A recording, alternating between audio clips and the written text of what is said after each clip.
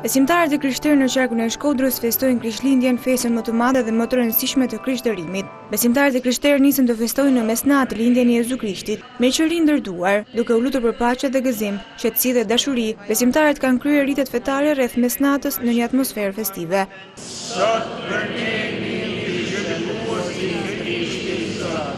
Qindra besimtarë katolik u mblodhën në orën 23 në katedralen e Shën Shtjefnit në metropolin Verior për të premtuar këtë moment të rëndësishëm në kalendarin kristian, lindjen e Jezu Krishtit.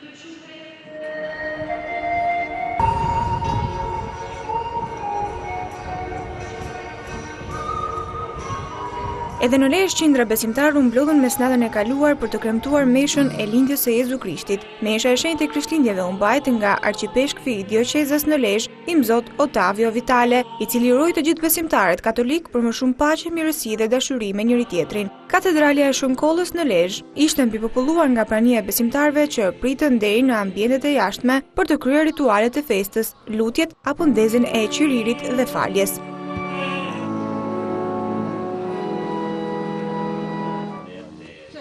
Në Elbasan, Krishtlindja është festuar ndryshe. Krimtimi është pritur jashtë ambienteve të kishave, pasi siç duket edhe nga pamjet, të dyja institucionet më të mëdha të qytetit, si kisha e Shënkollit dhe ajo e Shën Piu të 10, kanë qëndruar të mbyllura. Arsyet janë ende të paqarta për të gjithë besimtarët, të cilët endeshin në përdyert e kishave që ishin të kyçura. E vetmja kishë e cila ka pritur besimtarët, të cilët të luteshin për ringjalljen e Krishtit, ishte kisha Shën Maria, e cila ndodhet në kalan shekullore në qendër të qytetit.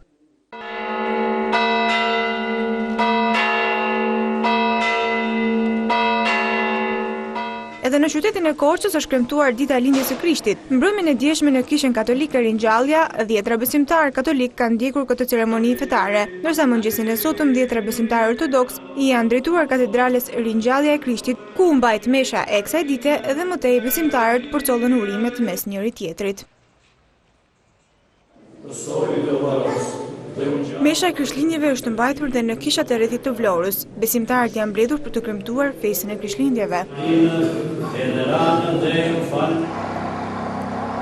Besimtarët ortodoks dhe katolik në qytetin e Lushnjës kanë festuar sot në kishat përkatëse lindjen e Jezu Krishtit. Ndërkohë mbrëm në kishën katolike të Shën Pjetrit dhe të Shën Palit u mbajt mesha solemne e përvitshme nga Atë Don Zeno, i cili uroi besimtarët katolik dhe ortodoks për më shumë paqe, mirësi dhe afrimitet me njëri tjetrin.